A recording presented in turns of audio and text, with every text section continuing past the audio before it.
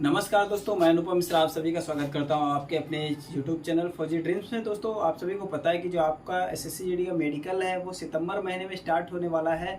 तो अब आपके पास बहुत ही कम समय बचा है। वही बात करें समय की, तो आपके पास 15 से 25 दिन का टाइम बचा है। दोस्तों, उम्मीद करता हूं कि 7 तारीख तक आपको मेडिकल के एडमिट कार्ड मिल जाएंगे और आपका जो मेडिकल है वो 12 या 15 तारीख के लगभग स्टार्ट हो जाएगा। तो दोस्तों, इस समय आपके लिए बहुत ही ज़्यादा सेंसिटिव टाइम है।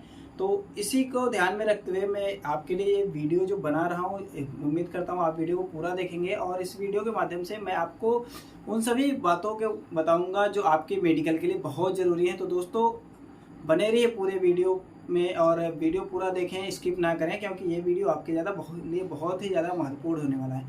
दोस्तों, सबसे पहले मैं बात करता हूँ आपका जो प्रॉब्लम है, जैसे कि डीएनएस। तो दोस्तों, डीएनएस का जो प्रॉब्लम है वो बहुत बड़ा प्रॉब्लम नहीं होता है। बहुत से लोग डीएनएस में फिट हो जाते हैं और बहुत से लोग नहीं फिट होते हैं। अगर आपका डीएनएस ज़्यादा लेवल का है, जैसे कि दूर से दिखाई देता है, तो आपको अनफिट कर दिया जाता है। अगर बहुत माइनर होता है तो आपको फिट कर दिया जाता है। डीएनएस कोई बड़ी बात नहीं है और डीएनएस लगभग लोगों को होता है।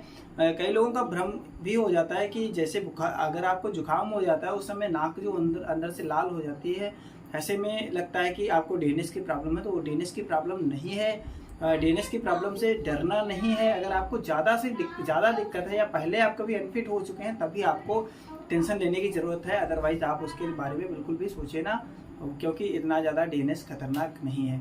और दोस्तों, दूसरे नंबर पे बात करूँगा आपकी आँखों की।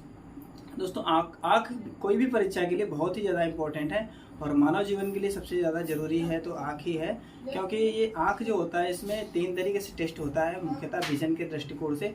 सबसे पहले डिस्टेंस विजन की बात करता हूँ। डिस्टेंस विजन जो होता है आपका दोस्तों, वो 6 मीटर की दूरी से पढ़वाया जाता है, जिसमें आपको जो नीचे की लाइन होती है वो उसको बोलते हैं 6x6। 6x6 का मतलब ही होता है आपको नीचे की लाइन को 6 मीटर की दूरी से पढ़ना है। तो दोस्तों, आप ये चालाकी बिल्कुल मत करना कि हम वो नीचे की लाइन पूरी याद कर लेंगे तो मेडिकल में फिट हो जाएंगे। दोस्तों, ऐसा नहीं है, क्योंकि जो ऐसे एक तरफ से आपसे नहीं पूछता है, आपसे इस तरीके से पूछता है कि जैसे ए, फिर X, M, Y, H, T, U, A, ऐसे आपने याद किया होगा। तो दोस्तों, वो कहीं पर भी उंगली रख के आपसे पूछ सकता है। तो दोस्तों, अभी अगर आपका विजन कम है तो थोड़ा सा मछली वछली खा के या डॉक्टर से कंसल्ट करके थोड़ा सा इम्प्रूवमेंट हो सकता है। अगर आपका 6x6 पार्शियल है तो आपका इम्प्रूवमेंट हो सकता है।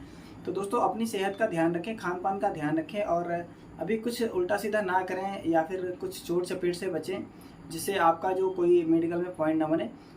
उसके बाद मैं बात करता हूँ नियर विजन की। दोस्तों, नियर विजन जो होता है आपको पता होगा, 25 सेंटीमीटर की दूरी से आपको जो नियर विजन चार्ट होता है वो पढ़ाया जाता है। तो नियर विजन चार्ट में उसमें तो मैक्सिमम लोग पढ़ ही देते हैं। 0.1% लोग होंगे जो शायद उनको दिक्कत होता होगा नियर विजन में। बाकी नियर विजन में कोई दिक्कत नहीं होता है। तीसरा होता है आँख का टेस्ट जो होता है कलर विजन। दोस्तों, कलर विजन एक कठिन ही टेस्ट होता है। जिसको कलर विजन की प्रॉब्लम रहती है वो लोग अपना जो विजन है उसमें समझ नहीं पाते कि क्या लिखा है। एक्चुअली ऐसा होता है कि उसमें पॉइंट्स होते हैं, डाट डाट करके ही कुछ लिखा होता है। तो दोस्तों, कलर विजन का जो भी अगर किसी को दिक्कत होती है तो वो नहीं पढ़ पाता है। इसमें भी ज़्यादा टेस्ट कठिन नहीं है, लेकिन जो नहीं पढ़ पाता है, जिसको प्रॉब्लम होती है, ये टेस्ट उसी के लिए कठिन होता है। इसके बाद मैं बात करता हूँ दोस्तों कानों की। आपके कान आपके जीवन के लिए बहुत ही ज़्यादा, खासकर फोर्स के लिए बहुत ही ज़्यादा इंपॉर्टेंट होते हैं, क्योंकि फोर्स का काम ही होता है कि सुनना। बिल्कुल छोटी सी छोटी बात को, छोटी सी छोटी एक्टिविटी को जो कम साउंड में होती है उसको सुनना होता है। तो दोस्तों, कान का इसीलिए बहुत ज़्यादा इम्पोर्टेंट है। दोस्तों, बहुत से लोगों ने मुझे कमेंट किया कि सर हमारे कानों में, कान के पर्दे में छेद है, या फिर बोला कि कुछ इन्फेक्शन टाइप का है, या बोला पर्दे की लेयर है बहुत ज़्यादा पतली है। तो दोस्तों यार, उससे कोई दिक्कत होने वाली नहीं है अगर आपकी लेयर पतली है। और अगर आपके पर्दे में छेद है तो आप डॉक्टर को दिखा के थोड़ा सा उसका ट्रीटमेंट कर सकते हैं। और अगर नहीं सही होता तो आप ऐसे भी मेडिकल दे सकते हैं। आपके पास होने के चांस रहते हैं, इसमें डायरेक्ट अनफिट नहीं किया जाता है। और दोस्तों, ये बताना चाहूँगा कि आप लोग अपने कानों की सफाई अच्छे से करा लें, क्योंकि अगर आपके कान साफ होंगे तो एक ही बार में आप फिट हो जाएंगे, कोई दिक्कत नहीं होगी। कान अगर आपके गंदे होंगे तभी डाउट होता है। तो दोस्तों, कानों को साफ करा के जाइएगा। इसके बाद मैं बात करता हूँ आपके दांतों की। दोस्तों, दांत आपको पता है कि जो कई लोग बोलते हैं 32 दांत होने चाहिए, कोई बोलता है 28, कोई बोलता है कुछ। तो दोस्तों मैं आपको एक बात बता दूं, मैक्सिमम कैंडिडेट जो होते हैं एसएससी जीडी में वो 18 साल से लेकर के अभी 22 साल के अंदर ही होंगे। बहुत कुछ ही परसेंट या बोलें 30-40% लोग 22 से ऊपर की एज के होंगे। तो दोस्तों 22 साल की एज में आपके पूरे 32 दांत नहीं निकल पाते हैं, लेकिन जो दांत होते हैं वही आपके सही सलामत होने चाहिए। दोस्तों बात करूं दांतों की, तो सबसे पहले आपके जो सामने के दांत, ये 4 दांत होते हैं, मोलर जिसको बोलते हैं, तो ये आपके दांत तिरछा नहीं होने चाहिए, बहुत ज़्यादा बाहर नहीं निकले होने चाहिए, दांत एक सही शेप में होना चाहिए, काले दांत नहीं होने चाहिए।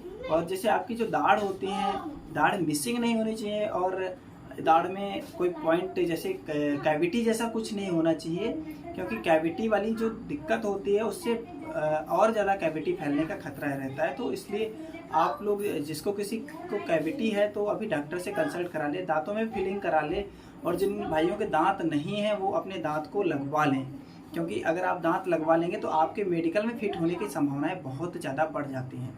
तो यहाँ पर दांत के जो पॉइंट होता है, अगर आपका दांत नहीं है तो आपको पॉइंट मिलता है, और आपका दांत है अगर जैसे आपने लगवाया है तब भी कोई दिक्कत ज़्यादातर नहीं होती। इसके बाद मैं बात करता हूँ आपके चेस्ट की। दोस्तों चेस्ट जो है ये आपको पीएचडी में जैसे कि चेक होता है वैसे कोई चेक होने वाला नहीं है, ना ही आपकी हाइट चेक होने वाली है। हाइट और चेस्ट का कोई मतलब नहीं है, लेकिन अभी बहुत से लोग बोले हैं मुझको ये दिक्कत है चेस्ट में, वो दिक्कत है, कई लोगों का इम्बैलेंस है, कई लोगों को बढ़ गया है, कुछ कैसे हो गया। तो दोस्तों अगर माइनर इम्बैलेंस है तो आपको दिक्कत नहीं होगी, क्योंकि इम्बैलेंस हो जाता है, मैक्सिमम लोगों का होता है, मेरा भी था और अब भी है, तो मुझे कोई प्रॉब्लम नहीं हुई थी। इसके अकॉर्डिंग मैं आपको बोलता हूँ कि आपको चेस्ट इम्बैलेंस होने से कोई दिक्कत नहीं होने वाली है, और ना ही आपका कोई चेस्ट चेक होने वाला है।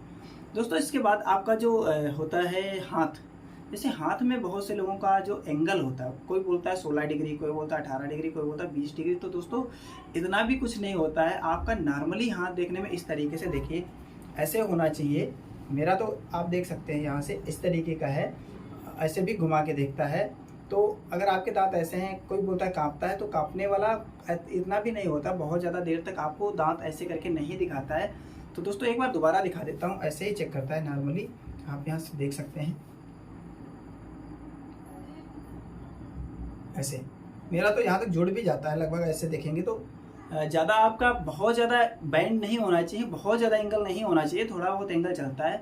उसके बाद बहुत से लोगों ने बोला है कि हमारे उंगली, जैसे हाथ की उंगली है तो आप यहाँ पर देखेंगे एक इस तरीके से, लेकिन एक उंगली हमारा थोड़ा सा बैंड है, टूट गया था या कुछ बोले चोट लग गई थी, तो इसकी वजह से मुझे कोई पॉइंट नहीं मिला था। मुझसे पूछा गया था तो मैंने बताया था कि सर वॉलीबॉल खेलते वक्त मुझे चोट लगा था, तो इसकी वजह से भी कोई प्रॉब्लम नहीं होता है। यहाँ पर हाथों का जो भी टेस्ट, ये फिंगर जो है आपका, आप देख सकते हैं सेकेंड, अंगूठे के बाद सेकेंड फिंगर, ये आपका मेन फिंगर है, ये आपका फिंगर, इसमें कुछ नहीं होना चाहिए। अगर इसमें होता है तो आपके लिए चिंता का विषय बन सकता है। तो दोस्तों यहाँ पर जो हाथ होते हैं ऐसे ही चेक होते हैं, ये चीज़, ये वाला भाग बहुत ज़्यादा बाहर नहीं निकला होना चाहिए। आप दोनों हाथों में यहाँ देख सकते हैं नॉर्मली ही होना चाहिए। कई लोगों ने बोला हमारा ये उठा हुआ, तो उठा हुआ उससे कोई दिक्कत नहीं है। इसके बाद आपका जो चेक होता है, चेस्ट के बाद आपकी रीढ़ की हड्डी देखी जाती है, जो कि नॉर्मली ऐसे देखी जाती है। उसके बाद जो बहुत ज़्यादा इम्पोर्टेंट है, जैसे कि आप लोगों ने से बहुत से लोगों ने कमेंट किया है कि सर जो टेस्टिस है वो हमारा उसमें प्रॉब्लम हो गया। कई लोगों का जो साइज़ है वो रिसाइज हो गया है, किसी का बढ़ गया है, एक और दूसरा बहुत ज़्यादा अंतर है। किसी ने बोला 18 और 20 का रेशियो है, इस तरीके से प्रॉब्लम है। किसी ने बोला वेरिकोसील हो गया है, और किसी ने बोला कि मुझे हाइड्रोसील है। तो दोस्तों मैं आपको बता दूं कि वेरिकोसील ऐसे नहीं पता चल पाता है, कि नॉर्मली इतना ज़्यादा प्रेस तेज नहीं करता है कि आपको दिक्कत हो। दोस्तों अगर आपको दिक्कत है तो आप, मैं मानता हूँ अगर आपका प्रेस करता है टेस्टिस पकड़ के, तो आप थोड़ा सा उसको सहन करने की क्षमता रखें। अगर छुप सकती है प्रॉब्लम तो आप छुपा भी सकते हैं, क्योंकि अगर आप बताएंगे कि मुझे ये दिक्कत है तो आपके लिए दिक्कत होगी। अगर आप छुपा सकते हैं तो प्रॉब्लम को छुपा लें। और इसमें मैं बात करूं, जो आपका पेनिस है उसको थोड़ा सा अच्छे से साफ़ करके जाएं। जो आपका जो पर्सनल हाइजीन है उसको भी अच्छे से करके जाएं, क्योंकि मेडिकल में ये सब चीज़ें बहुत ही ज़्यादा इंपॉर्टेंट होती हैं। और जो फंगस, वाइट फंगस टाइप का होता है, उसको भी अच्छे से साफ़ करके जाएं। और जिन लोगों को हाइड्रोसील है भाई वो लोग चाहें तो मेडिकल देने जाने से पहले, मतलब जैसे कल मेडिकल है तो आज शाम को या किसी टाइम आज ही अपना जो पानी है उसको निकलवा के जाएं, और अभी आपके पास वक्त नहीं है कि आप अपना ऑपरेशन करा पाएँ। तो दोस्तों यहाँ पर जो आपका ये पॉइंट बनता है हाइड्रोसील का, तो यहाँ पर एक ख़त्म हो जाता है। अगर आप ऑपरेशन कराएंगे तो आपको अनफिट कर दिया जाएगा, इसलिए आप चांस ले सकते हैं अभी। और इसके बाद जो आपका होता है वेरिकोज वेन। दोस्तों वेरिकोज वेन और वेंस में बहुत बड़ा अंतर है। वेंस कहीं भी आपको दिखाई देगी, वेंस पैर के आगे की तरफ दिखाई देगी। वेरिकोज जो वेंस होता है मुख्यतः घुटने के पीछे होता है। तो घुटने के पीछे अगर आपकी नसों का जाल है और उभरे हुए हैं, अब बाहर से दिखाई दे रहे हैं, एक गुच्छा टाइप का है, तो आपको वेरिकोज वेंस है। अगर ऐसा नहीं है तो आपका वेरिकोज वेंस नहीं है। घुटने के नीचे पैर में सामने की तरफ अगर आपका नस दिखाई देता है तो वहाँ पर आपको वेरिकोज वेंस नहीं है। तो दोस्तों ये वेरिकोज वेंस में पॉइंट मिलता है आमतौर पे, बहुत से लोगों को वेरिकोज वेंस होता है। कई लोगों ने मुझे भेजा है तो उसमें मैंने देखा कि वेरिकोज वेंस है, लेकिन बहुत से लोगों ने मुझे ये भी भेजा कि अलग जगह की जो वेंस है उसको भी वेरिकोज वेन बोल रहे हैं। तो ऐसा नहीं है, आपका वेरिकोज वेन वाली कोई दिक्कत नहीं। दोस्तों आपका सबसे ज़्यादा इम्पोर्टेंट टेस्ट होता है नौकनी और फ्लैट फुट। दोस्तों आपकी खड़े होने की जो स्टाइल होती है ना, वो आपको पास और फेल कराती है, खास करके नौकनी में। तो दोस्तों नौकनी में वी शेप में भी चेक होता है मैक्सिमम। मैं बताऊं तो यहाँ पर कैमरा दिख नहीं पाएगा, कई बार तो वी शेप में भी चेक होता है और कई बार पैर को सटा करके चेक होता है। तो दोस्तों आप अपने तरीके से एडजस्ट करके खड़े हो सकते हैं और आप नौकनी से बच सकते हैं। आप नौकनी के टेस्ट से बच सकते हैं। आपके पास खड़े होने का स्टाइल, आपके खड़े होने का तरीका है, वो ही आपको नौकनी से बचा सकता है। दोस्तों इसके बाद बहुत से लोगों का आपने देखा भी होगा गाँव में या कहीं भी कि जो फिंगर होता है वो ज्वाइंट होता है पैरों का या हाथों का। तो दोस्तों पैरों का ज्वाइंट फिंगर नहीं चलता है, उसको तो अगर अब तो टाइम नहीं है, लेकिन फिर भी अगर आप चाहें तो रिमूव करवा सकते हैं, लेकिन उसकी वजह से अनफिट हो जाते हैं लोग अगर फिंगर ऐड होता है, जैसे 6 फिंगर होता है। तो दोस्तों ये कुछ मोटा मोटी इन्फॉर्मेशन थी आपके मेडिकल से रिलेटेड के। और इसके बाद जो मैं वीडियो लाऊंगा उसमें मैं आपको बताऊंगा कि जो आपका डॉक्यूमेंट वेरिफिकेशन है वो कैसे होगा और कौन कौन से डॉक्यूमेंट्स लगेंगे। तो दोस्तों बने रहिए हमारे चैनल से, मिलते हैं अगले वीडियो में। तब तक के लिए जय हिंद, जय भारत, स्वस्थ रहें, मस्त रहें। और दोस्तों अगर आप हमारे चैनल पे पहली बार विजिट करें तो हमारे चैनल को सब्सक्राइब करें, लाइक करें, शेयर करें। जय हिंद।